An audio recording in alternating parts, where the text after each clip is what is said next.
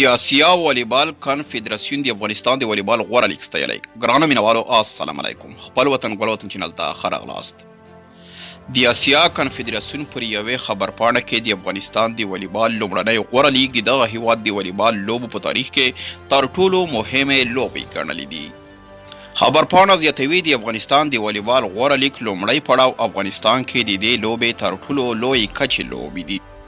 د اسیا کنفدراسیون د لیګ ګټونکي لوبډلې ته د مبارکۍ ترڅنګ ویلي چې تاریخ یې پر خپل نوم ثبت کړ. د افغانستان د والیبال غوره لیګ لومړی پړاو 13 اونۍ په کابل کې پای ته ورسېد.